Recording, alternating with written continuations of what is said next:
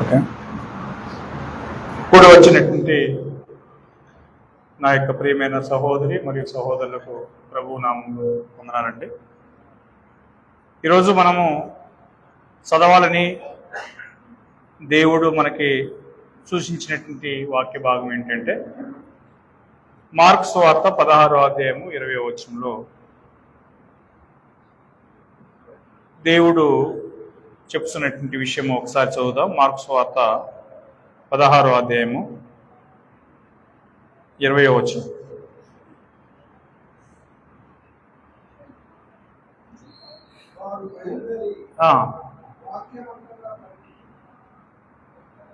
అదే బ్రదర్, ప్రభు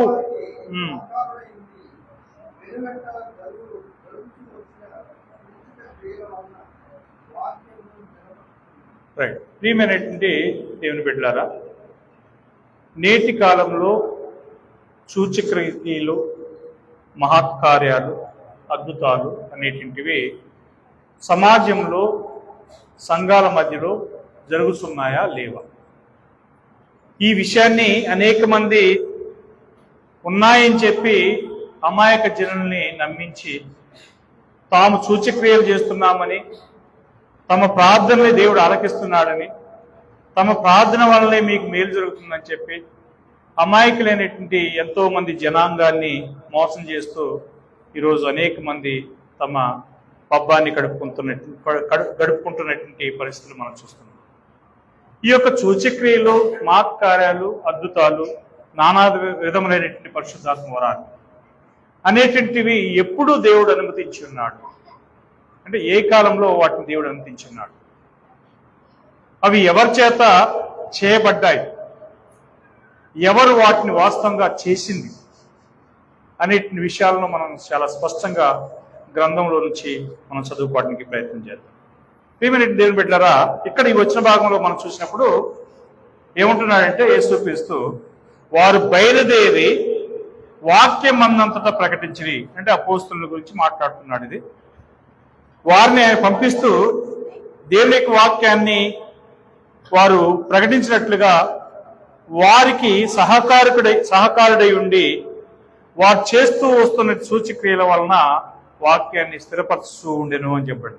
అంటే సూచక్రియల యొక్క ఉద్దేశము ఏమిటి అని అంటే వాక్యాన్ని స్థిరపరచడం కోసము అనేటువంటి విషయాన్ని ఈ యొక్క వచనంలో మనం చూస్తున్నాం. చూడండి, హెబ్రీయులకు రాసిన పత్రిక 2వ అధ్యాయంలో అక్కడ ఏమని చెప్పబడుతుందో ఒకసారి చదువుదాం. హెబ్రీయులకు రాసిన పత్రిక 2వ అధ్యాయము 3-4 వచనాల్లో మనం చూసినట్లయితే అక్కడ చెప్తున్నాడు,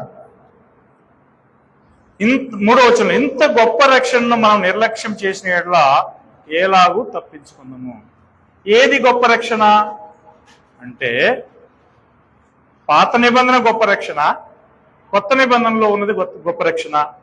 అంటే ఇక్కడ చెప్తున్నాడు 2వ వచనంలో, దేవదూతల ద్వారా పలకబడిన వాక్యం స్థిరపరచబడినందున. అంటే పాత నిబంధన ఎలా స్థిరపరచబడింది? దేవదూతల చేత స్థిరపరచబడింది.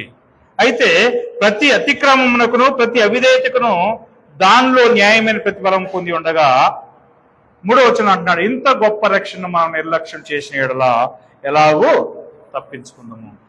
ఈ యొక్క రక్షణ అనేటువంటిది గొప్పది అనేటువంటి విషయాన్ని దేవుడు తెలియజేస్తున్నాడు. ఈ గొప్ప రక్షణను మనం ఒకవేళ నిర్లక్ష్యం చేసినట్లయితే తప్పించుకునేటువంటి అవకాశం ఉన్నదా అంటే దేవుని యొక్క వాక్యం సెలవిస్తున్నది లేదు అనే విషయాన్ని చెప్తున్నాడు. కనుక ఈ రక్షణ ఎలాగ ప్రారంభమైంది అని అంటే చెప్తున్నాడు. చూడండి, అట్టి రక్షణ ప్రభువు బోధించడం చేత ఆరంభమై దేవుడు తన చిత్తానుసారంగా సూచక్రియల చేతను, మహత్కార్యముల చేతను, నానా విధములైన అద్భుతములు చేతను, వివిధములైన పరిశుద్ధాత్మ వరములను అనుగ్రహించిన చేతను వారితో కూడా సాక్ష్యమిస్తుండగా వినిన వారి చేత మనకు దృఢపరచబడిను. చాలా తేటగా చెప్తున్నదండి. ఏంటట అక్కడ చెప్తున్నాడు, అక్కడ దేవుని యొక్క వాక్యము దృఢపరచబడింది అంటాడు. And was the confirmed unto us by those who heard అని అంటున్నాడు. దేవుని యొక్క వాక్యాన్ని వినిన వారి చేత ఈ యొక్క అద్భుత సూచక్రియల చేత మనకు వాక్యం అనేది స్థిరపరచబడింది. అంటే ఈ యొక్క అద్భుతాలు సూచక్రియలు అంటే ఏంటి? అద్భుతాలు అంటే ఏంటి? ఇప్పుడు ఉదాహరణకు మనం చూసినప్పుడు నేచురల్ గా జరిగేటువంటి వాటిని ఒక అద్భుతమైనటువంటి విషయంగా మనం చెప్తామా? స్వాభావికంగా జరిగేటువంటి వాటిని అద్భుతమో లేదా సూచక్రియ అని మనం చెప్తామా? చెప్పం. సూపర్ నేచురల్ అంటే ప్రకృతికి మించి జరిగేటువంటి వాటిని మనం ఏమంటాము? సూచక్రియలు లేదా అద్భుతాలు, మహత్కార్యాలు అని అంటాం. అంటే వీటి యొక్క ఉద్దేశం ఏంటి అంటే దేవుని యొక్క వాక్యాన్ని స్థిరపరచడం కోసం, లేదా దేవుని యొక్క వాక్యాన్ని జనులు నమ్మటం కోసం, యేసు దేవుని కుమారుడై ఉన్నాడని చెప్పి జనులు నమ్మటం కోసమే ఈ సూచక్రియలు, అద్భుతాలను, మహత్కార్యాలను దేవుడు ఇచ్చాడు. అంతేనా? చూడండి, యోహాను సువార్త 20వ అధ్యాయము 30-31 వచనం చూడండి. ఎందుకు ఆ యొక్క సూచక్రియలు ఇవ్వబడ్డాయో చెప్తున్నాడు. మరియు అనేకమైన ఇతర క్రియలను యేసు తన శిష్యులు ఏదైతే చేసెనో అవి ఈ గ్రంథమందు రాయబడి ఉండలేదు కానీ అంటాడు. ఎన్ని సూచక్రియలు యేసుక్రీస్తు చేస్తున్నాడు? వాస్తవంగా ఆయన సూచక్రియలన్నీ వరుస పట్టికలో రాస్తే మనకి ఈ భూలోకమే చాలదు. అంటే ఎంతవరకు మనకు రాయబడ్డాయంటే మనకి ఎంతవరకు అయితే అవసరమో, మనం ఎంతవరకైతే వాటిని నమ్మి నిత్య జీవాన్ని పొందగలమో అంతవరకే ఇవ్వబడ్డాయి. అవన్నీ రాయబడితే చూడండి, చివరి అధ్యాయం 21వ అధ్యాయం లాస్ట్ లో చూడండి ఏమంటున్నాడు.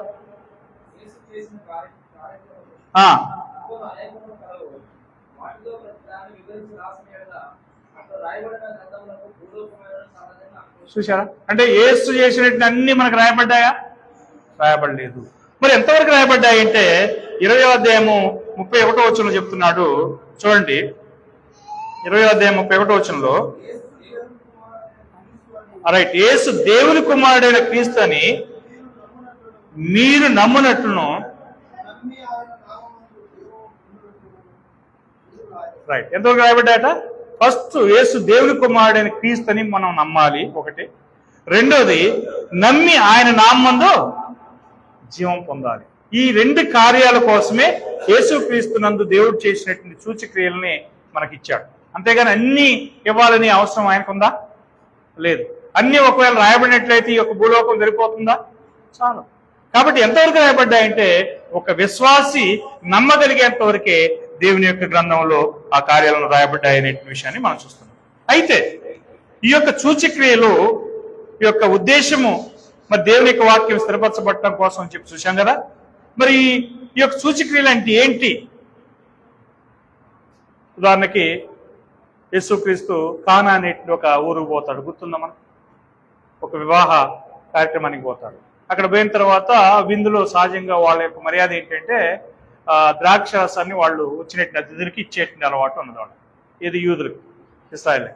అప్పుడు ఆ యొక్క ద్రాక్ష రసం అనేది అయిపోయింది, జనం యొక్క మరి ఎక్కువగా రావటం వలన ఏమో మొత్తం మీద అయిపోయేసరికి మరీ తల్లి ఉండి అక్కడ ద్రాక్ష రసం అయిపోయింది అని చెప్పిన వెంటనే అప్పుడు యేసుక్రీస్తు ఏమంటారు, అమ్మా నాతో నీకేం పని అని చెప్పి చివరికి ఏమంటారంటే అక్కడ ఉన్నటువంటి ఆ పని వాళ్ళని ఆ యొక్క రాజబాణాలు తీసుకురావని చెప్పి నీళ్లతో నింపు ఉంటాడు. నింపిన తర్వాత దాన్ని ఏం చేస్తాడంటే ఆయన ద్రాక్షరసంగా మారుస్తాడు. అంటే నీటిని ద్రాక్షరసంగా మార్చడం అనేటువంటి విషయం అనేది నేచురల్ గా జరుగుతుందా? జరగదు. నీటిని తీసి ఒడిన పోయగానే రక్తంగా మారడం అనేది నేచురల్ గా జరుగుతుందా? జరగదు. వీటిని ఏమంటారు? సూచక క్రియలు అని అంటారు, సైన్స్ అంటారు. కాబట్టి ఈ సూచక్రియల యొక్క ఉద్దేశం ఏంటి అని మనం చూసామంటే దేవుని యొక్క వాక్యాన్ని నమ్మటం కోసము. యేసుక్రీస్తు దేవుని కుమారుడు అని చెప్పి అన్నాడు. ఆయన నమ్మాలంటే ఏం కావాలా?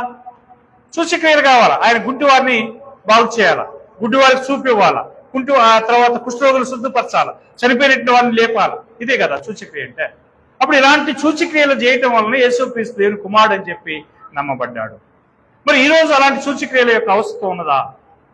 అనేక మంది స్టేజీలు కట్టి అనేక మంది లక్షలాది మందిని పిలిపించి మోసం చేస్తున్నారు. మేము ప్రార్థన చేస్తే పిల్లలు పుడతారు, మేము ప్రార్థన చేస్తే మగబిడ్డ పుడతారు. నిజమేనా? చూద్దాం దేవుని యొక్క లేఖనాలు అలా ఉందా లేదా చూద్దాము. చూడండి, ఇక్కడ దేవుడు చెప్తున్నాడు, అవి ఏమై ఉన్నాయి, అవి ఎందుకు జరిగాయి, what is their source, who could do them అని అంటున్నాడు. అంటే ఎవరు చేశారు వాటిని ఎందుకు చేయించాల్సి వచ్చింది, వాటి యొక్క ఉద్దేశం ఏంటి అనే విషయాల్లో మనం చూస్తున్నామండి. ఈ సందర్భంలో మొదటగా మనం చూసినట్లయితే బైబిల్ డెఫినేషన్ అంటే ఒక సూచక్రియ అంటే ఏంటంటే గుర్తింపు అనేటువంటి దానికోసం మనం చేస్తాం. గుర్తుపట్టాలి అనే దానికి ఒక సూచక్రియ చేస్తాం. ఇప్పుడు మోషే ఐగుప్తు దేశానికి పోతాడు, గుర్తుందా మీకు? మోషే ఐగుప్తుకు పోయి నేను దేవుని ఎదురు నుంచి పంపడ్డాను అని అంటే అని చెప్పు అని అంటాడు దేవుడు. లేదు ప్రభు, నా వల్ల కాదు, నేను పోయి వారితో చెప్పేలేను, వారు నన్ను నమ్మరు అని అంటాడు. మనకు తెలుసు కదా, అక్కడ మోషే 3 సూచక్రియలు దేవుడు చేయిస్తాడు. మోషే నీ చేతిలో ఏమున్నది అంటాడు, కర్ర తీసే, కర్రను ఏం చేయి, నేల పడవి. నేల పడవేగానే ఏమైంది, కర్ర పామైంది. ఆ తర్వాత మళ్ళా యొక్క తోక పట్టుకో అంటాడు, మళ్ళా తోక పట్టుకోని కర్ర అయింది. తర్వాత 2వ సూచక్రియ, దాన్ని బట్టి నువ్వు దేవుని ఎదురు నుంచి వచ్చినావు అని చెప్పి జనులు నమ్ముతారని చెప్పి దేవుడు అంటాడు. ఒకవేళ దాన్ని బట్టి నమ్మకపోతే నీ యొక్క కుడి చేయి తీసి నీ యొక్క రొమ్మున పెట్టుకుంటాడు. ఏమైంది, కుష్ఠముగా హిమమోలే కుష్ఠంగా మారుతుంది అని అన్నాడు. మళ్ళా ఆ చేయిని కుష్ఠంలో చేయి తీసి మళ్ళీ యథావిధిగా ఇలాగూ పెట్టిన కుష్ఠమైంది. మళ్ళీ తీసి ఇలాగ పెట్టుకోగానే మళ్ళీ యథావిధిగా నార్మల్ దేహంలాగా అవుతుంది. ఇది సూచక్రియ. ఈ సూచక్రియను బట్టైనా వారిని నమ్ముతారని అంటాడు. మూడవది, ఈ 2 సూచక్రియలను బట్టి కూడా నిన్ను నమ్మకపోతే 3వ సూచక్రియ చేయి అంటాడు. ఏంటి ఆ సూచక్రియ అంటే, ఒకసారి మనం వచ్చిన భాగానికి పోదాం.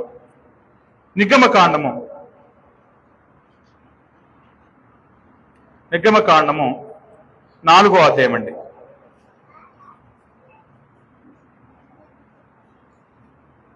ఇక్కడ ఈ 3 సూచక్రియలు చెప్పబడ్డాయి. నేను 3 ఇప్పుడు మీకు చూపించట్లేదు. లాస్ట్ సూచక్రియ చూద్దాం. 5వ వచనంలో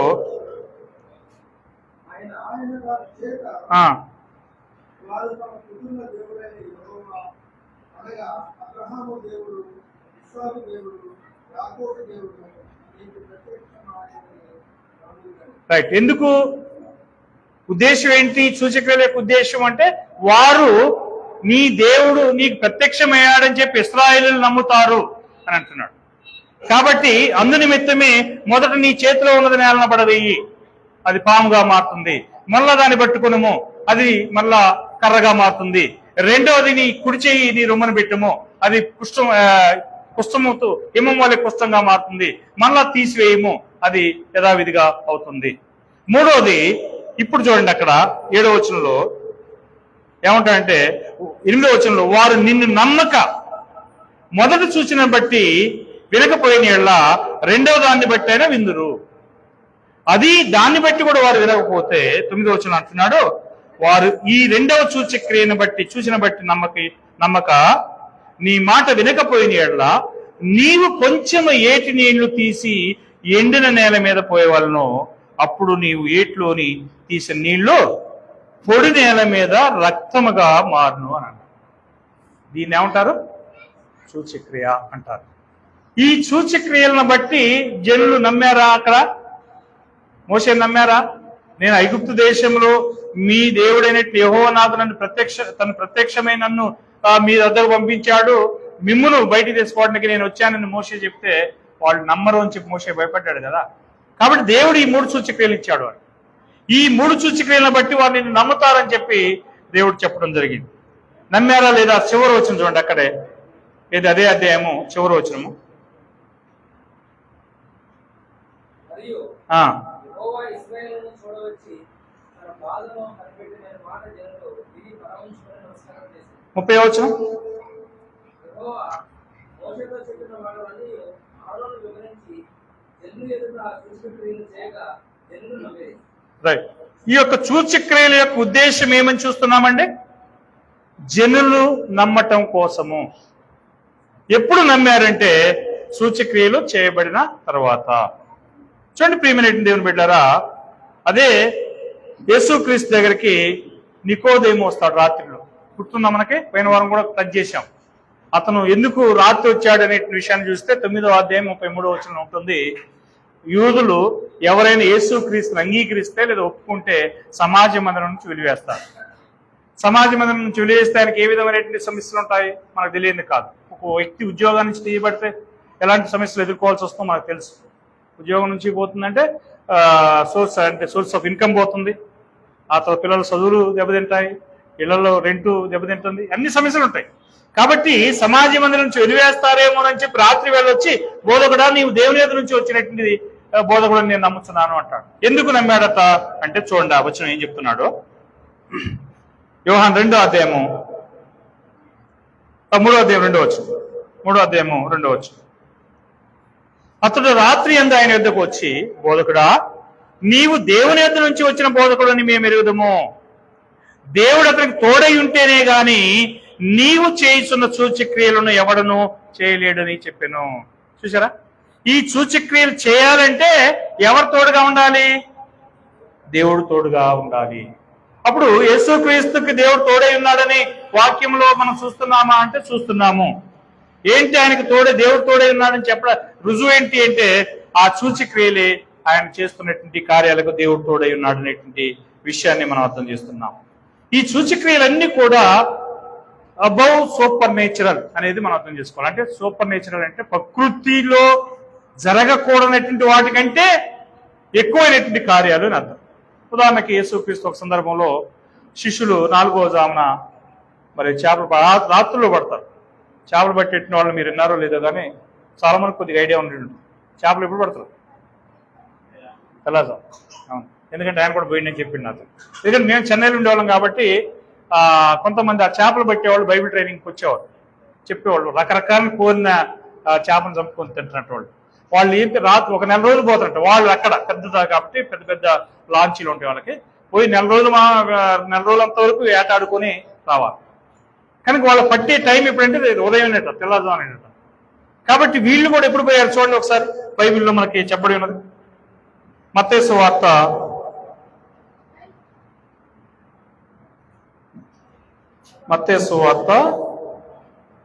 14వ అధ్యాయం అండి, 25 నుంచి. మత్తయి సువార్త 14వ అధ్యాయము.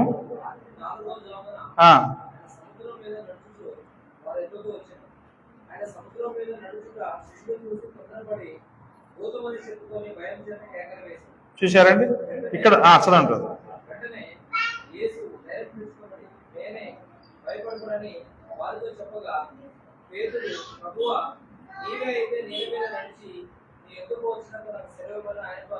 రైట్, చదవండి చదవండి.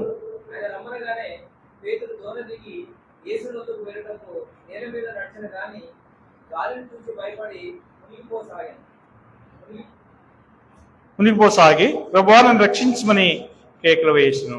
అంటే ప్రియులారా చూడండి, ఇక్కడ రాత్రి 4వ జామున సముద్రం మీద నడుస్తూ వారి యొద్దకు వచ్చిన. 4వ జాము అంటే ఇక ఇంగ్లీష్లో చూద్దాం ఏముంది. But the boat was now in midst of the sea, tossed with waves, but the wind was against them. 25 వచనంగా and in the 4th watch of night. అంటే ఇక్కడ ఇంగ్లీష్లో కూడా అదే చెప్పాడు, 4th watch అని చెప్పించాడు. అప్పుడు ఆ రాత్రి అంటే తెల్లవారుజామున మనకు అర్థమవుతుంది. ఈ తెల్లవారుజామున వారు చేపలు పడుతున్నప్పుడు యేసు సముద్రం మీద నడుస్తూ వారి దగ్గరికి రావడం జరిగింది. సముద్రం మీద నడవటం అనేటువంటిది నేచురల్ గా జరిగేటువంటి ఒక కార్యమా లేదా సూపర్ నేచురల్ నేచర్కి విరోధమైనటువంటి ఒక కార్యమా అంటే నేచురల్ గా ఎవరు కూడా నడవలేము. నీళ్ళ మీద మనం నడిచిపోతామా? మనం కూడా నీళ్ళలో ఈత కొట్టినట్టు వాళ్ళమే కదా. నీళ్ల మీద నడవటం అనేది జరగదు. కాబట్టి ఆయన సముద్రం మీద నడుస్తూ 26వ వచనంలో శిష్యులను చూసి తొందరపడి ఏమనుకున్నారు? భూతమని చెప్పుకుని భయం చేత కేకలు వేసిరి. అంటే ఇది ఒక సూచిక క్రియ. సముద్రం నీళ్ల మీద నడుస్తూ పోయాడు అనేటువంటి విషయం మనం చూస్తున్నాం. రెండవది, పాత నిబంధన కాలంలో ఎలీషా ఒక అద్భుత సూచక్రియ చేస్తాడు. మనకు తెలుసు అది ఏంటంటే శిష్యులు అక్కడ ఏలియా తర్వాత శిష్యుల యొక్క సంఖ్య పెరిగింది. ఏది ప్రవక్తల శిష్యుల సంఖ్య పెరిగింది. ప్రవక్తలు ఒక చోట వాళ్ళు ఉండడానికి అక్కడ గూడు లేదు. ఆ సమయం వాళ్ళు ఏం చేశారంటే ఆ ప్రవక్త యొక్క సెలవు పొంది వాళ్ళు పోయి అడవిలో పోయి చెట్లు నరుక్కొని వచ్చి దూలాలు నరుక్కొని వచ్చి ఏం చేస్తారంటే వాళ్ళు ఒక కుటీరం లాంటిది కట్టుకోవడానికి ప్రయత్నం చేశారు. ఆ కుటీరం కోసం వాళ్ళు దూలాన్ని నరుకుతుండగా ఏం జరిగింది ఒకసారి 2వ రాజులు 6వ అధ్యాయంలో మనం చదవచ్చు. 2వ రాజులు 6వ అధ్యాయము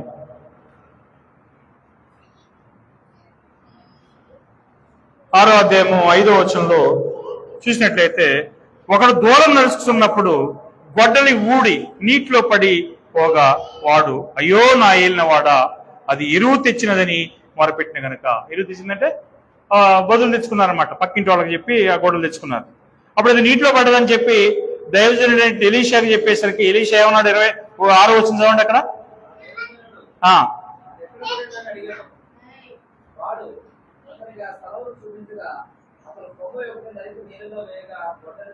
రైట్, చూసారా? అప్పుడు ఆ దైవజనుడు ఎక్కడ పడినదని చెప్పి అడిగినప్పుడు వాళ్ళు చెప్పారు, ఇదిగో పలానా చోట పడింది అని అన్నాడు. ఆయన ఏమన్నాడు? ఒక ఆకు కొమ్మను నరికేసి దాని మీద వేయండి, అక్కడ వేయండి అన్నాడు. వేయగానే ఏమైందండి? కొమ్మ ఒకటి నరికి నువ్వు నీళ్ళలో వేయగా గొడ్డలి తేలడం జరిగింది. గొడ్డలి స్వభావం ఏంటంటే అది ఇనుము కాబట్టి లోతుకి బాధిపోదు, అసలు కూర్చుకుని పోదు. నాకు తెలిసి కొంచెం బురద ఉంది అనుకో, కూర్చుకుని పోదు, ఇసుక కానీ బురద కానీ కూర్చుకుని పోదు. మరి అలాంటిది ఒక చెట్టు కొమ్మ నరికి దాని మీద వేయగా నీళ్ళలో వేయగానే అది లేచి మామూలుగా పూలబిండిలాగా తేలాడుతూ ఉంది. అది సూచక క్రియ. అంటే ఒక నేచురల్ గా జరగనేటువంటి దాన్ని అక్కడ జరిగినటువంటి విషయాన్ని చూసి మన సూచక్రియ అంటారు. ఇలాంటి సూచక్రియ పాత నిబంధనలో ఉన్న ప్రవక్తలకు దేవుడు అందించాడు. ఇకపోతే కొత్త నిబంధనలో మరొక సూచక్రియ లేదా అద్భుతమైనటువంటి కార్యము జరిగింది. ఏంటి అద్భుతం అంటే, లాజరు బేతనీ గ్రామంలో మార్తా మరియల యొక్క సహోదరుడు చనిపోయి 4 రోజులైంది, పాతి పెట్టారండి. ఆయన యొక్క శవం కూడా దుర్వాసనతో కూర్చుంటుంది. ఎన్ని రోజులకి డికంపోజ్ అయింది ఒక బాడీ, 2వ రోజే ఊపిపోతుంటుంది, దాంట్లో నుంచి స్రవాలు బయటకు వస్తుంటాయి, అంతా మిక్స్ అయిపోతుంది కదా. కాబట్టి అది డికంపోజ్ అయ్యే వాసన రావడానికి అవకాశం ఉంది 4వ దినం అంటే. అప్పుడు ఆ 4వ దినాన్ని ఆయన దగ్గరకు పోయి లాజరు బయటికి రమ్ము అని అన్నాడు. అనగానే ఆయన ప్రేత వస్త్రాలతో అలాగే నడుచుకుంటా వచ్చాడు. సాధారణమైన కార్యమా ఇది? అసాధారణమైన కార్యం. అసాధారణమైనది ఇది చనిపోయినట్టు ఒక వ్యక్తి లేవటం అనేది భూమి మీద జరిగేటువంటి కార్యం కాదు. కానీ యేసుక్రీస్తు దేవుడు అట్టి బలాన్ని ఇచ్చాడు, అధికారం ఇచ్చాడు. కాబట్టి లాజరు లెమ్మనగానే అతను లేచి రావడం జరిగింది. అప్పుడు అతని యొక్క చేతి కట్లు, అతని యొక్క బంధకాలన్నీ విప్పండి అని చెప్పి యేసుక్రీస్తు అక్కడ చేయడం జరిగింది. ఎందుకు? 25 వచ్చింది చదవండి, 45 వచ్చింది చదవండి అక్కడే. యోహాను సువార్త 11:45. ఎందుకోసం చేశాడు ఆయన?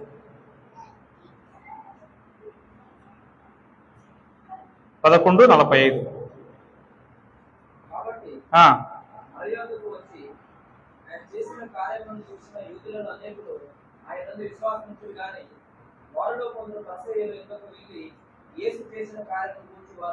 రైట్. అంటే యేసు చేసినటువంటి ఈ కార్యాన్ని చూసి అనేక మంది ఏం చేయటం కారణమైంది? మహోన్నతులకు దేవుని యందు విశ్వాసం కారణమైందా కాలేదా? కార్యం అయింది కదా. యేసుక్రీస్తుని కానీ దేవుని కానీ నమ్మడానికి కారణమైందా లేదా? అయింది. కాబట్టి ఇలాంటి సూచక్రియలు ఎన్నో ఆయన చేసినట్లుగా మనం చూస్తున్నాం. గుడ్డి వారికి చూపు ఇవ్వటం, తర్వాత కుంటి వారికి కాళ్ళు ఇవ్వటం, కుష్ఠరోగులను స్వస్థపరచటం, మోగవాళ్ళను స్వస్థపరచటం, చనిపోయినటువంటి వారిని తిరిగి లేపటం, అనేకమైనటువంటి సూచక్రియలు యేసుక్రీస్తు చేశాడు.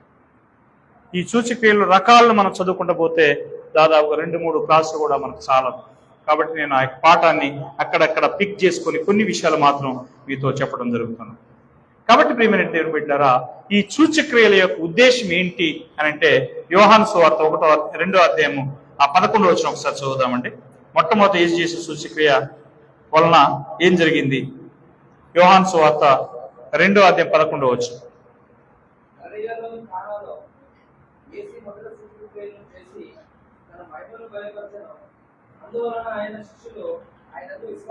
చూసారా? అంటే శిష్యులు నమ్మటం కోసం యేసు చేసిన సూచక్రియ ఒక హేతు అయింది అనే విషయాన్ని మనం చూస్తున్నాం. మరి ఈ రోజు నేను సూచక్రియ చేస్తున్నానని చెప్పి కొంతమంది నమ్మిస్తున్నారు కదా. వాళ్ళు ఎవరు నమ్మడానికి చేస్తున్నారు? అది వీళ్ళని నమ్మించుకోవడం కోసమా, లేకపోతే యేసుక్రీస్తు నమ్మటం కోసం? ఆల్రెడీ యేసుక్రీస్తు నమ్మారు, ఈ యొక్క వాక్యం అనేది స్థిరపరచబడింది, మన బుక్ ఫామ్ లో అది ఒక దృఢపరచబడింది కదా.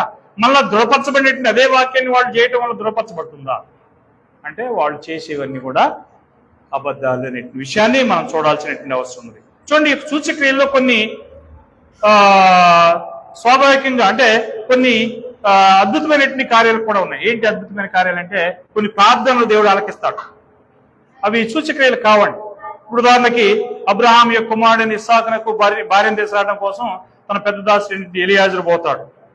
ఏ స్త్రీ అయితే నాకు ఎదురుపడి నేను కానీ మంచినీళ్ళు ఇవ్వని చెప్పి అడగగానే నువ్వు తాగు నీ ఒంటిలో కూడా నేను ఇస్తానని చెప్పి అంటుందో, ఆ స్త్రీ నా యజమానుని యొక్క కుమారునికి భార్య అవుతుందని అంటాడు. గుర్తుందో? ఆదికాండం 39. అప్పుడు ఆ యొక్క స్త్రీ మరి ఈయన ఏదైతే ప్రార్థన చేశాడో అదే జరుగుతుంది అక్కడ. అది సూచక్రియ కాదు.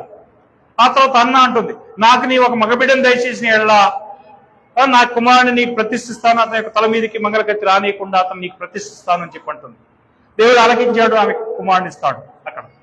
అదేవిధంగా మరి ఇంకో విషయం ఏంటంటే ఎస్తరు కాలంలో యూదులందరూ చంపేసేయాలని చెప్పి మొద్దుకే అనేటువంటి ఒకడు, అసలు నామాన్ అనేటువంటి ఒకడు ఒక చట్టాన్ని తీసుకొస్తాడు అహష్వేరోషు కాలంలో.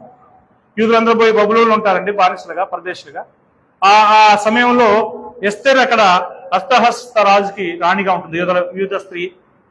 ఈ సమయంలో యూదులందరూ చంపేసేయాలి అని చెప్పి ఒక చట్టాన్ని తీసుకొస్తాడు హామాన్ అనేటువంటి ఒక మంత్రి. ఎందుకు అంటే అది హిస్టరీ వేరే. ఏంటంటే యూదులు ఎవరికి నమస్కారం చేయరు, ఎవరికి లోబడరు, ఎవరికి సాగిలపడరు. ఈ యొక్క మొద్దుకైనటువంటి వాడు యథార్థవంతుడు కనుక ఎవరికి నమస్కారం చేయట్లేదు. వీళ్ళు నమస్కారం చేయాలి, వీళ్ళ సంగతి ఏందో నేను చూస్తానని చెప్పి ఏం చేశాడంటే యూదులందరినీ చంపేయాలని చెప్పి రాజు దగ్గర ఒక సంతకం తీసుకుని సర్కిల్ అవుట్ చేస్తారు. ఆ విషయాన్ని తెలిసినటువంటి మొద్దుకై యూదులందరూ కూడా గోనె పట్ట కట్టుకుని బూడిద పూసుకుని ఉపవాసం ప్రార్థన చేస్తూ ఎస్తర్కి ఆ విషయాన్ని అందిస్తారు. ఎస్తర్ కూడా ఏం చేసిందంటే ఉపవాస దినాన్ని సాధించండి, నేను కూడా ఉపవాసం చేస్తానని చెప్పి ఆమె తన ఇంటి వారందరూ తన యొక్క పరివారంతో ఆమె ఉపవాసం చేయించడం జరిగింది. అప్పుడు దేవుడు ఆలకించి వారి యొక్క అంటే యూదుల్ని చంపుతానని చెప్పినట్టు ఆ యొక్క వ్యక్తి ఎవరైతే ఆ ఉరికొయ్య యూదులకి ముద్దుకే కోసం ఉరికొయ్య నాటించాడో అతను పోయి దానికే హృదయపడి చనిపోతాడు అనే విషయం మనం ఎస్తరు గ్రంథంలో చదువుతాం. ఇది ఒక దేవుడు చేసినటువంటి అద్భుతమైనటువంటి కార్యం. ఇది సూచక్రియ కాదు. మరొకటి ఉంది, ఇలాంటి సూచక్రియలు చాలా ఉన్నాయి. అయితే ఇప్పుడు మనం చూడబోయేది ఏంటంటే అపోస్తుల కార్యం 3వ అధ్యాయం. ఎవరు ఆ యొక్క అద్భుతాలను చేయగలిగి ఉన్నారు? Who could perform the Bible miracles? అద్భుత బైబిల్ మిరాకల్స్ ఎవరు చేయగలిగి ఉన్నారు? అపోస్తుల కార్యం 3వ అధ్యాయము. ఈ యొక్క సబ్జెక్ట్ మనందరికీ బాగా పరిచయమైన సబ్జెక్టే కదా. ఎవరు? యోహాను, పేతురు ఇద్దరు కూడా యెరూషలేములో సంచారం చేస్తున్నారు. క్రీస్తు సువార్త ప్రకటించబడుతుంది. యేసుక్రీస్తు మృతుల నుంచి పునరుత్థానుడయ్యాడు. వారు ఇంటింటా పోతున్నారు, సమాజ మందిరంలో పోతున్నారు, దేవుని యొక్క ఆలయానికి పోతున్నారు, యేసే క్రీస్తు అని చెప్పి ప్రకటించుతూ పోతున్నారు అన్నమాట. వీళ్ళు పోతున్న క్రమంలో యెరూషలేము సొలొమోను కట్టించిన దేవాలయమునకు వీళ్ళు పోవడానికి ప్రయత్నం చేశారు. అక్కడ ఎవరున్నారు? 2వ వచనంలో, పుట్టిన మొదలుకొని కుంటువాడైన ఒక మనుషుడు మోసుకుని పోబడుచుండెను. వాడు దేవాలయమునకు వెళ్ళి వారిని భిక్షమడుటకు కొందరు ప్రతిదినము వారిని శృంగారమైనటువంటి దేవాలయపు ద్వారం వద్ద ఉంచు వచ్చిరి. అంటే పూర్తిగా నడవలేదన్నమాట. 2-3 మనుషులు పట్టుకుని వచ్చి మోసుకొని వచ్చి అక్కడ దింపాలి. అతను భిక్ష పడుకొని అయిపోయిన తర్వాత మళ్ళా వేసిపోయి అతన్ని ఏం చేయాలా? మళ్ళీ తన నివాసం దగ్గర పెట్టాలి. ఇది ఆయన కండిషన్. మరి అతన్ని అక్కడ వీళ్ళు చూశారు, పేతురు యోహాను చూశారు. చూసేసరికి వీడు భిక్షం అడుగుతూ కనపడ్డాడు. భిక్షం అడుగుతూ కనపడి ఏం చేశాడు? వారిని వైపు చూస్తున్నాడు. ఎందుకు చూస్తున్నాడు భిక్షగాడు?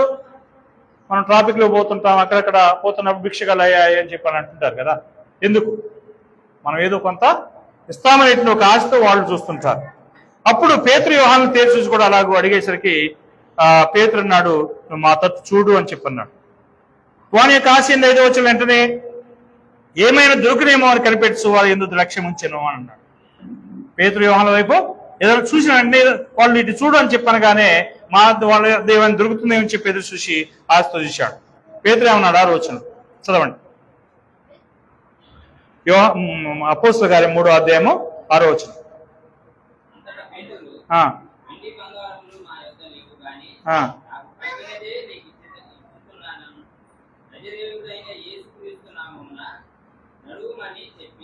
చూసారా? ఏం లేవు? వెండి బంగారములు మా యొద్ద లేవు.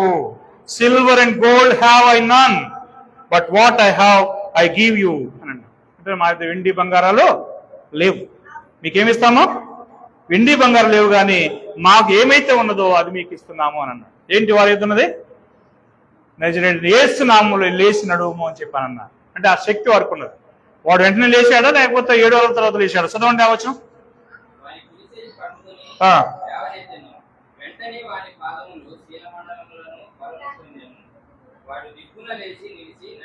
చూసారా?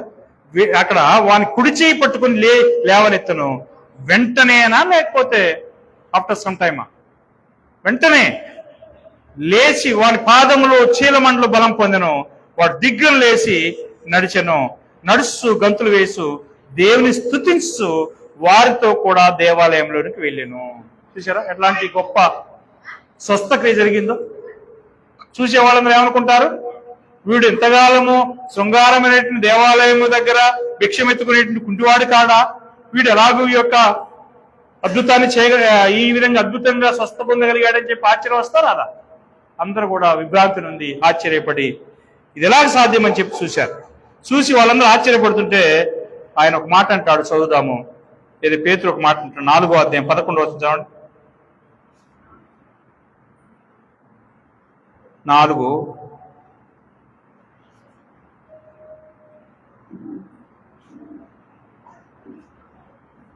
8వ వచనం నుంచి, పేతురు పరిశుద్ధాత్మ నిండిన వాడై ప్రజల అధికారులారా పెద్దలారా, ఆ దుర్బలునికి అంటే ఆ కుంటివానికి చేయబడిన ఉపకారమును గూర్చి వాడు దేని వలన స్వస్థ పొందినని నేడు మీరు మమ్మల్ని విమర్శిస్తున్నారు గనుక మీరందరూ ఇశ్రాయేలు ప్రజలందరూ తెలుసుకోవలసిందేమనగా మీరు సెలవు వేసినట్టు మృతుల్లో నుండి దేవుడు లేపినట్టునైన నజరేయుడు యేసుక్రీస్తు నామమునే వీడు స్వస్థ పొంది మీదట నిల్చున్నాడు. ఎలాగ స్వస్థ పొందాడు?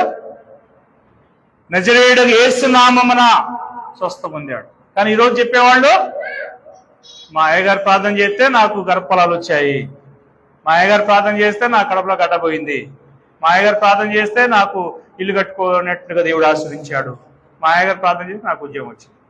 ఇదంతా ట్రాష్, ఇదంతా అబద్ధాలు. ఇక్కడ యేసు పౌలు శీలు అక్కడ పేతురు యోహాను చేశారు. ఆ యొక్క సూచక్రియని దేవుడు ఇచ్చాడు వారికి అధికారం. ఆ అధికారం ఇచ్చినటువంటి తర్వాత కూడా వాళ్ళు ఏమన్నారంటే, ఇశ్రాయేలు ప్రజలందరూ కూడా మీరు తెలుసుకోవాల్సింది ఏమిటంటే, మీరు సెలవు వేసినట్టు మృతుల్లో నుండి దేవుడు లేపినట్టునైనా నజరేయుడైన యేసుక్రీస్తు నామము. నామం అంటే ఏంటండి? అథారిటీ.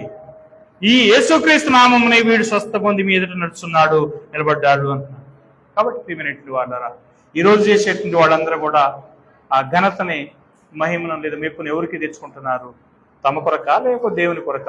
అంటే వాళ్ళు తమకు మాత్రమే ఆ యొక్క మహిమను తెచ్చుకుంటున్నట్టుగా మనం చూస్తున్నాం. కనుక ప్రియమైనటువంటి దేవుని బిడ్డలారా, వారు చేసినట్టు ఆ సూచక్రియలు అప్పుడు ఆ దినాల్లో వెంటనే జరిగాయి. ఈరోజు కూడా అలాంటి సూచక్రియలు ఎవరైనా చేస్తున్నానని చెప్పినట్లయితే వెంటనే స్పాట్లో జరగాలి. కొంతమంది ఉన్నారులేండి, నేను పేరు చెప్తాను, నేను భయపడను, ఎందుకంటే నేను సత్యం చెప్తున్నాను, వాళ్ళు అబద్ధం చెప్తున్నారు. దెయ్యమట ఇగో ఈ గోర్లలో పోద్దట, ఈ కనుగుల నుంచి పోద్దట చెప్తున్నారు కొంతమంది స్టేజీల మీద. రమ్మనంగానే పరిగెత్తుకొని వస్తుంది ఒక ఆమె. నిజమేనా? ఇదే వాళ్ళని సెట్ చేసుకొని వాళ్ళు చేస్తున్నటువంటి కార్యం. దేవుడు ఇలాంటి అద్భుతమైనటువంటి కార్యాలు ఈరోజు ఇలాంటి మనుషులకు ఇవ్వలే. వాస్తవంగా అలాంటి మనుషులందరూ కూడా నిజంగా ఆ అపవిత్రులు, భ్రష్టులు అనమాట. వాళ్ళకి దేవుని యొక్క జ్ఞానం దేవుడు ఇవ్వనే లేదు. వాళ్ళు ఏం చెప్తారంటే, మనుషులకు ఏదో కొంత మెప్పు పొందాలి కాబట్టి మనుషులకు ఏదో ఇంపైనటువంటి మాటలు చెప్పేసి జనుల్ని ఆకట్టుకోవడం తప్ప అది నిజమైనటువంటి కార్యం కాదు. ఒకవేళ మనం దాన్ని నమ్మినట్లయితే వారికి రక్షణ లేదు, వారి వల్లే మనకు కూడా రక్షణ ఉండదు అనేటువంటి విషయాన్ని మనం నమ్మాల్సినటువంటి అవసరం. చూడండి, యేసుక్రీస్తుని దేవుడు ఏం చేశాడు ఒకసారి చూద్దాం. ఇక్కడ నజరేయుడైన యేసు నామమున అతను నడుస్తున్నాడు అంటున్నాడు కదా. అపోస్తలుల కార్యం 10వ అధ్యాయము 38వ వచనం చూద్దాం. అపోస్తలుల కార్యం 10వ అధ్యాయం 38వ వచనంలో,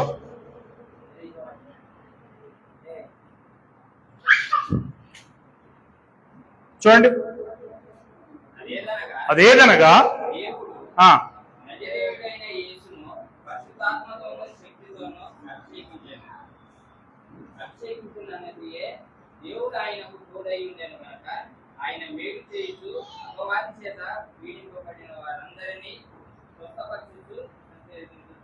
చూసారా, అదేదనగా దేవుడు నజరేయుడైన యేసును పరిశుద్ధాత్మతోనూ శక్తితోనూ అభిషేకించును అన్నది. కాబట్టి ఆయన అభిషేకించినందువలన దేవుడు ఆయనకు తోడై ఉన్నాడు కాబట్టి ఆయన మేలు చేసు అపవాది చేత పీడింపబడిన వారందరినీ స్వస్థపరుచు సంచరిస్తూ ఉండెను. ఇది యేసుక్రీస్తుకి దేవుడు ఇచ్చినటువంటి అధికారము. ఈ యొక్క అధికారం చేతనే ఆయన చేయగలుగుతున్నాడు అనే విషయాన్ని మనం చూస్తున్నాం. ఈరోజు ఎవరినైనా దేవుడు స్వస్థపరుస్తున్నాడా, అభిషేకిస్తున్నాడా? మేము అభిషేకం పొందినటువంటి సేవకులు అంటున్నారు వాళ్ళు. అభిషేకం అనేది ప్రత్యేకమైనటువంటి విధానంలో ఏం లేదు. అభిషేకం అంటేనే అర్థం కాదు వాళ్ళకి. అభిషేకం అంటే రాజులకు, యాజకులకు చేసేటువంటి కార్యం అది అభిషేకం. అది ఈ రోజుల్లో క్రైస్తవులకు దేవుడు ఇచ్చేటువంటి అభిషేకం ఏంటంటే బాప్తిస్మే. కానీ వీళ్ళు ఏం చెప్తారంటే, మేము ప్రత్యేకమైనటువంటి జనాంగం, మేము ప్రత్యేకమైనటువంటి సేవకులము, దేవుడు మమ్మల్ని ఆమోదించాడు లేదా మమ్మల్ని అభిషేకించాడు కాబట్టి మాకు ఈ వరాలు ఉన్నాయని అబద్ధాలు చెప్తున్నారు. ఆ వరాలు ఉన్నాయా లేవా అనేటువంటిది దేవుని చిత్తం అయితే వచ్చే వారం నేను అదే క్లాస్ తీసుకుంటాను నేను. అయితే ఇప్పుడు ఈ యొక్క వరాలు ఏ విధంగా మరి ఇంప్లిమెంట్ అవుతున్నాయి ఇంకా చూసుకుంటూ పోదాం. 15వ అధ్యాయము యోహాను సువార్త, క్షమించాలి, రోమీలకు రాసిన పత్రిక 15వ అధ్యాయం 18-19 వచ్చిన చదువుదాం. రోమీలకు రాసిన పత్రిక 15వ అధ్యాయము. అదేనగా నాగనగా విజయజనులు విజయవంతులు వాక్య చేతను క్రియల చేతను వృద్ధుల బలము చేతను మహత్కార్యాల బలము చేతను పరిశుద్ధాత్మ బలము చేతను క్రీస్తు నామములో చేసిన వాటిని గురించి కానీ మరి దేని గురించి మాట్లాడలేకపోతున్నాను. చూడండి, ఇక్కడ పౌలే చెప్తున్నాడు. పౌలు పరిశుద్ధాత్మతో నింపబడినటువంటి వాడు, పౌలు అపోస్తులుగా చేయబడినటువంటి వాడు. ఈ యొక్క పౌలు ఏమన్నా అంటే అన్యజనులు విధేయులగినట్లు, ఎందుకట అన్యజనులు ఎవరంటే మనము విధేయులమగినట్లు దేవుని వాక్యం చేతను క్రియల చేతను గుర్తుల బలము చేతను మహత్కార్యముల బలము చేతను పరిశుద్ధాత్మ బలం చేతను క్రీస్తు నా ద్వారా చేయించిన వాటిని గూర్చే గాని మరి దేన్ని కూడా నేను మాట్లాడటకు తెగింపను. పౌలు మాట్లాడుతాడు. అంటే దేవుడు ఏం చేశాడంటే పౌలు ద్వారా అనేకమైన సూచక్రియలు దేవుడు చేయించాడు అనే విషయాన్ని, యేసుక్రీస్తు చేయించాడు అనే విషయాన్ని పౌలు ఒప్పుకుంటున్నాడు. దేవుడి యొక్క అద్భుత సూచక్రియలని ఎవరు పెడితే వాళ్ళతో చేయించడానికి దేవుడు ఇష్టపడలేదు. దేవుడు కొంతమంది అప్రూవ్డ్ పీపుల్ని ఎన్నుకున్నాడు. పాత నిబంధనలు మనం చూసాం కదా, మోషేని దేవుడు ఎన్నుకున్నాడు, 3 సూచక్రియలు చేయించాడు. అక్కడ ఇంకా అనేకాలు జరిగినాయి. ఆయన కళ చూపించగానే ఏమైంది? సముద్రం 2 పాయలుగా చీలిపోయి ఇశ్రాయేలు 6 నెలల మీద నడిచినట్టుగా నడిచారని చెప్పి మనకు వస్తుంది. తర్వాత ఆయన ప్రార్థన చేయగా మన్నా కూర్చింది, ఆయన ప్రార్థన చేయగా పూరేడు పెట్టి వచ్చి, ఈ విధంగా అనేకమైనటువంటి సూచక్రియలు దేవుడు మోషే ద్వారా చేయించడం జరిగింది. ఎందుకంటే దేవుడు ఆయన్ని అప్రూవ్ చేశాడు, ఆమోదించాడు. తర్వాత అలాగే పాత నిబంధనలు ఏలి అనేటువంటి ఆయన్ని మనం చూసాం. ఆయనకి ఏలి ఏం చేశాడంటే సారేపత్తు ఊర్లో ఉన్నటువంటి ఒక విధవరాల దగ్గరికి పోయి అక్కడ కొంతకాలం అక్కడ పోషణ పొందిన తర్వాత ఆ యొక్క స్త్రీ యొక్క కుమారుడు చనిపోతాడు. ఆ స్త్రీ అంటుంది, అయ్యా నువ్వు నా దగ్గరికి రానేలా, నా కుమారుడు సావు నిమిత్తం ఏంటి ఎందుకు వచ్చావనంటే, అప్పుడు అమ్మ నీ కుమారుడు నా చేతికి అని చెప్పి తీసుకుపోయాయన తన గదికి పోయి పడబెట్టి ఆ పిల్లవాని మీద 3 సార్లు బోర్లా పడుకుని పారదాసుకుని దేవుని ప్రార్థన చేస్తాడు. ప్రార్థన చేయగా పిల్లవాడు తుమ్మి ఆ ప్రాణాన్ని మరలా తెచ్చుకొని బ్రతుకుతాడు. అప్పుడు ఆ స్త్రీ అంటుంది, ఇందువల్ల నీవు నిజంగా దైవ సేవకుడు అని దేవుడు నీ ద్వారా మాట్లాడుతున్నాడు అనేటి నాకు అర్థమైందయ్యా అని చెప్పి అంటుంది అనమాట. అంటే ఆ విధంగా అప్రోచ్ చేసినట్టు కొంతమంది వ్యక్తులు మాత్రమే ఆ యొక్క సూచక్రియలు మాత్కార్యం చేయటము జరిగింది అనే విషయం మనం చూస్తున్నాం. అదేవిధంగా ఏలియా ఇంకొక విషయం చేస్తాడు. చదువుదాం. 1 రాజులు 18:24 వస్తుంది, చదువుదాం. 1 రాజులు 18:24.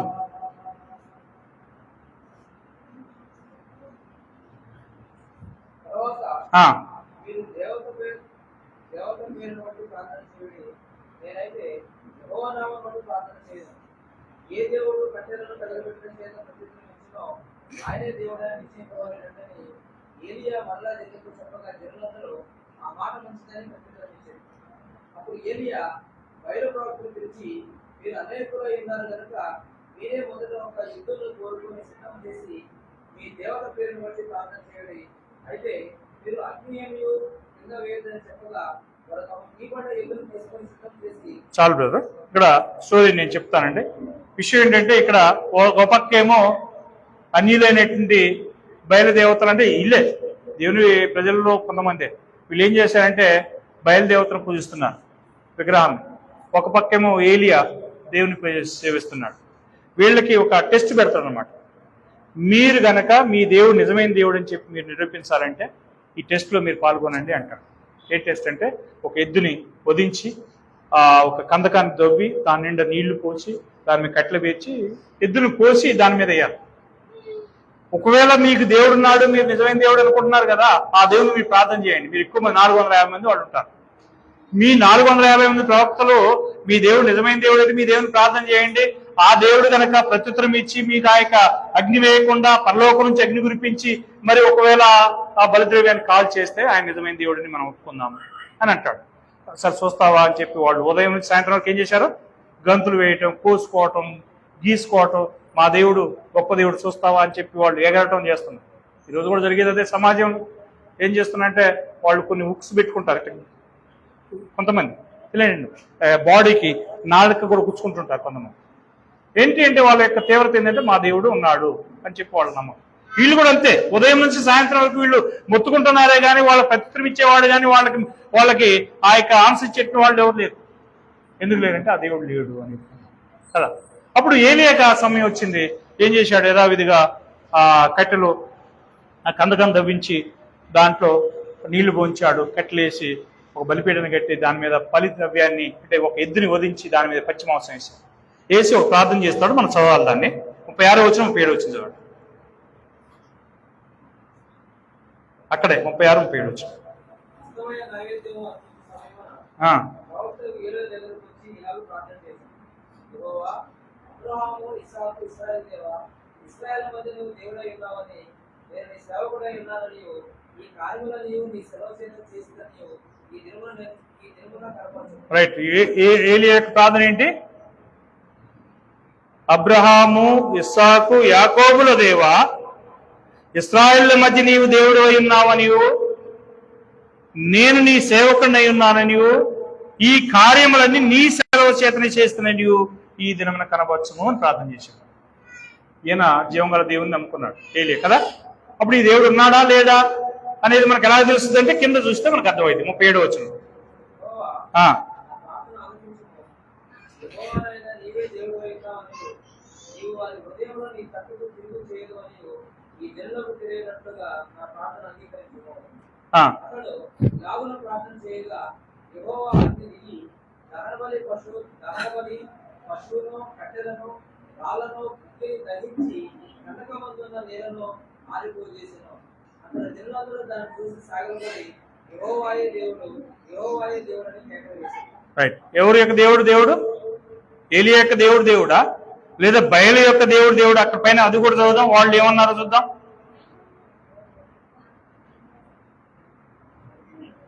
39వ వచనం చదవండి. వాళ్ళకి ఇవ్వబడిన సమయంలో వాళ్ళు ఏం చేశారు? 28వ వచనం చూడండి.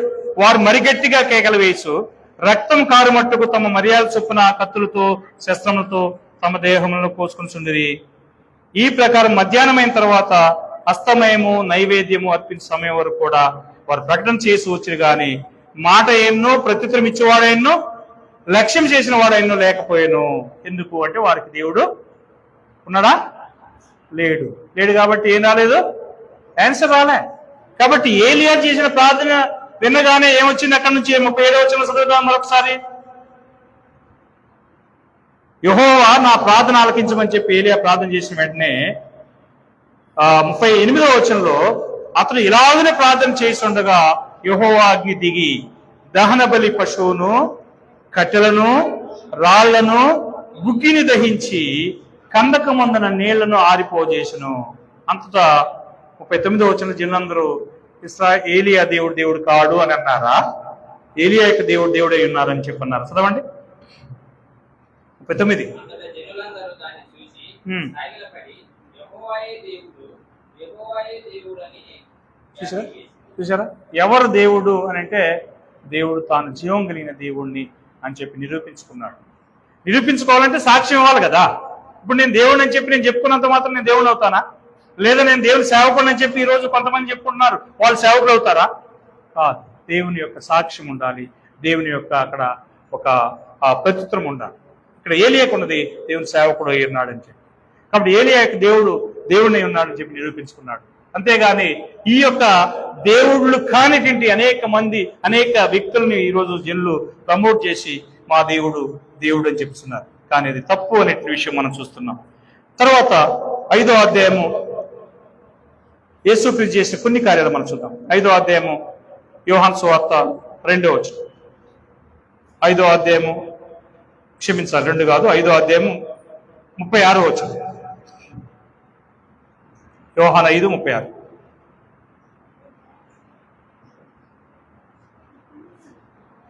అయితే యోహాను సాక్ష్యం కంటే నాకు ఎక్కువైన సాక్ష్యం కలదు. అదేమనినా నేను నెరవేర్చుటకై తండ్రి ఏ క్రియలను నాకు ఇచ్చి ఉన్నాడో నేను చేస్తున్న ఆ క్రియలే నన్ను పంపి ఉన్నాడని సాక్ష్యం ఇస్తున్నవి. యేసుక్రీస్తు చెప్తున్నాడు. యేసుక్రీస్తు భూమిని చేశాడు కదా. ఏం చేశాడు? సూచక్రియలు చేశాడు. అనేక మందిని స్వస్థపరిచాడు, చనిపోయినటువంటి వారిని లేపాడు, అనేక మందికి భోజనం పెట్టాడు కదా. ఆ క్రియలే ఏమని చెప్తున్నామట? ఆ క్రియలే తండ్రి నన్ను పంపి ఉన్నాడని నన్ను గురించి సాక్ష్యం ఇస్తున్నవి అని అంటున్నాడు. యోహాను సువార్త 14వ అధ్యాయం 10వ-11వ మనకు తెలుసు. నేనే మార్గమును సత్యమును జీవమునై ఉన్నానని 6వ వచనం నుంచి కింద వరకు మాట్లాడుతూ పోతున్నాడు. నా తండ్రియు నేను ఏకమై ఉన్నాము అంటున్నాడు. ఏ విధంగా వారు ఏకమై ఉన్నారు అనే విషయం అది వేరే. తర్వాత అపోస్తలుల గారు 2:22 ఒకసారి చూడండి. అపోస్తలుల గారు 2:22.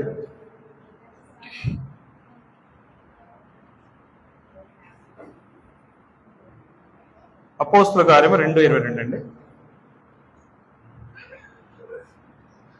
ఇశ్రాయేలులారా, ఈ మాటలు వినండి. దేవుడు నజరేయుడు యేసు చేత అద్భుతములను మహత్కార్యములను సూచక్రియలను మీ మధ్యన చేయించి, చూసారండి ఎవరు చేయించారు? Who is the source of these miracles and science and wonders? దేవుడు అనే విషయాన్ని మనం చూస్తున్నాం. దేవుడు చేయించి, ఎవరి ద్వారా? యేసుక్రీస్తు ద్వారా చేయించి ఆయనను తన వలన మెప్పుకొనిన వానిగా మీకు కనపరచును, అది మీరే ఎరుగుదురు అని అంటున్నాడు. చూడండి 4వ అధ్యాయము అపోస్తలుల కార్యము 4వ అధ్యాయము అపోస్తలుల కార్యము 23-25 వచనాల్లో కూడా చూసినట్లయితే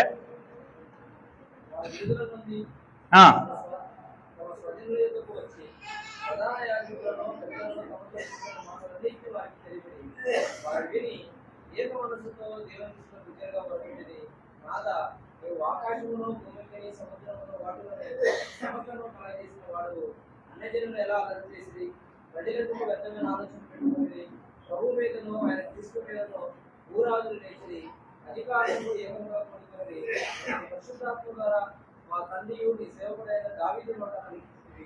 చాలు 3 minutes సోదరులారా. ఇక్కడ 3వ అధ్యాయములో జరిగిన సూచక్రియ, అద్భుత స్వస్థక్రియ ఏంటంటే 40 ఏండ్ల కంటే ఎక్కువైనటువంటి కుంటి భిక్షగాడు అనే విషయము మనం చూస్తున్నాం. అతను స్వస్థపరిచేందుకే ఈ సమస్యలు వీళ్ళకి, ఎవరికి? పేతురు యోహానులకి. వాళ్ళని పట్టుకొని కొట్టి మీరందరూ ఎందుకు ఈ యొక్క సూచక్రియలు చేస్తున్నారు అని అంటే పేతురు ఏమంటాడంటే, మేము కన్న వాటిని గూర్చి విన్న వాటిని గూర్చి చెప్పకుండా ఉండలేము అని ఉత్తరం ఇచ్చాడు. 20వ వచనంలో. 21వ వచనంలో ప్రజలందరూ జరిగిన దాన్ని గూర్చి దేవుని మహిమపరుచుతుండే కనుక సభ వారందరూ భయపడి, ప్రజలకు భయపడి వీరిని శిక్షించే విధం ఏంటి అని కనుగొనలేక వారిని బెదిరించి పంపేస్తారు. 21వ వచనం. అప్పుడు 22వ వచనంలో స్వస్థపరచడానికి ఆ సూచక్రియ ఎవరి విషయంలో చేయబడినో వాడు 40 ఏండ్ల కంటే ఎక్కువ వయసు గలవాడు, అంటే 3వ అధ్యాయం జరిగినటువంటి వ్యక్తి అనమాట. 40 ఏండ్ల నుంచి కుంటువాడైనటువంటి వారిని ఏం చేశారు? వీళ్ళు స్వస్థపరిచారు. కాబట్టి వారు విడుదల నుండి ప్రజల వద్దకు వచ్చి తమకు చేసినటువంటి దేవుడు చేసిన కార్యాలన్నీ చెప్పారు. చెప్పినప్పుడు జిల్లందరూ కూడా ఏం చేశారు? 24లో దేవుని మహింపరిచి వారు దేవుణ్ణి ఈ విధంగా అంటున్నారు, నాదా నీవు ఆకాశమును భూమిని సముద్రమును వాటిని సమస్తము కలగజేసిన వాడవు అని చెప్పి వారు దేవుని మహింపరిచినట్టుగా మనం చూస్తున్నాం. కనుక ప్రియమైనటువంటి దేవుని బిడ్డలారా, ఈ సూచక్రియలు మాత్కార్యాలు అనేటువంటివి ఆ రోజుల్లో దేవుని యొక్క వాక్యాన్ని స్థిరపరచడం కోసం లేదా దృఢపరచడం కోసం దేవుడు వాడుకున్నాడు, ఇచ్చాడు. ఈరోజు దేవుని యొక్క వాక్యం అనేది స్థిరపరచబడింది, ఆల్రెడీ మనకి బుక్ ఫామ్లో ఉన్నది. ఇప్పుడు దీన్ని మరలా స్థిరపరచవలసిన అవసరం ఉన్నదా అంటే లేదు. రెండవది, అసలు ఆ రోజుల్లో యేసుక్రీస్తు ద్వారాను తన ప్రవక్తలు, అంటే యేసుక్రీస్తు ముందుగా దేవుని యొక్క ప్రవక్తల ద్వారాను, యేసుక్రీస్తు తర్వాత ఆయన యొక్క అపోస్తుల ద్వారాను, అపోస్తులు ఎవరి మీదైతే చేతుల నుంచి ప్రార్థన చేస్తారో వారి ద్వారాను జరిగింది తప్ప, ఇక ఆ తర్వాత కాలంలో మొదటి శతాబ్దంలో అపోస్తులు చనిపోయిన తర్వాత ఆ సూచక్రియలు అనేవి నిలిచిపోయాయి. ఇప్పుడు లేవవి. ఉన్నాయని ఎవరైనా చెప్పినట్లయితే నేను దయచేసి నా దగ్గరికి వాళ్ళని తీసుకురా, లేదా వాళ్ళ ఏ విధంగా చెప్తారనేది నన్ను తెలుసుకోండి. వాళ్ళ వల్ల కాదు, వాళ్ళు నిరూపించలేదు, అది జరగట్లేదు. కాబట్టి దేవుడు వాళ్ళకి సాక్ష్యం ఇవ్వలేదు. కాబట్టి ప్రియమైన దేవుని బిడ్డలారా, ఆ సూచక్రియలు మాత్కార్యాలు మా దగ్గర ఉన్నాయని చెప్పేవాడన్నా మీ దగ్గరికి వచ్చి నమ్మబలిగినట్లయితే వాడు వంచకుడు, మోసగాడు, మీరు వాడు నమ్మొద్దు అనే విషయాన్ని గుర్తుపెట్టుకోండి. అదే దేవుడు చెప్తున్నాడు, ప్రియులారా అనేకులైన అబద్ధ ప్రవక్తలు మీ మధ్యకు వచ్చి ఉన్నారు అని అంటాడు. లోకంలో బయలు వెళ్ళారు. కాబట్టి ఆయా ఆత్మను మీరేం చేయొద్దు, నమ్మక. ఆయా ఆత్మ నమ్మొద్దు. ఆయా ఆత్మ దేవుని సంబంధమైందా కాదా, అసలు దేవుని యొక్క ప్రేరేపణతో దేవుని యొక్క వాక్యంలో నుంచి వివరిస్తున్నాడా లేక సొంత మాటలు చెప్తున్నాడా అనేది మీరు అడగాల్సిన అవసరం ఉందా లేదు. అలా అడగకుండా ఎవరు పడితే వాళ్ళు సేవకులేని మీరు అనుకున్నట్టయితే అది మీరు పొరపడుతున్నారు. వాళ్ళు నరకానికి పోతారు. ఎట్లాగా మీరు వాళ్ళని నమ్మితే మీరు నరకానికి పోతారు. కాబట్టి ఆ కేసార్ గార్డెన్కి వచ్చేవాడు ఎవడు, వాడు అబద్ధ బోధకుడు. వాడిని దయచేసింది అన్నమాట. కాబట్టి అలాంటి వాళ్ళు నమ్మినట్లయితే మీరు నరకమే, వాళ్ళు నరకమే. కాబట్టి ప్రియమైన దేవుని బిడ్డలారా, దేవుని వాక్యాన్ని వినండి, దేవుని వాక్యాన్ని ఆలోచన చేయండి. దేవుని యొక్క వాక్యంలో లేని దాన్ని మనం మాట్లాడదు, దేవుని యొక్క వాక్యంలో ఉన్న దాన్ని మాత్రమే మనం మాట్లాడాలి. దాన్ని కలపటం కానీ తీసివేయడం కానీ చేయొద్దు. అలా చేసినట్లయితే మనం శాపమునకు పాలవుతామనే విషయాన్ని గమనిద్దాం. ఓపికతో నెట్టి మీ అందరికీ వందనాలండి. దేవుని చిత్తమైతే ఇదే సబ్జెక్టు పూర్తిగా నేను కొంతవరకే చెప్పాను. మళ్ళా సందర్భం వచ్చినప్పుడు ఇంకా మిగతా కార్యాలను చెప్పడానికి ప్రయత్నం చేస్తాను. మీ అందరూ కూడా వందనాలు తెలియజేస్తూ ముగిస్తాను.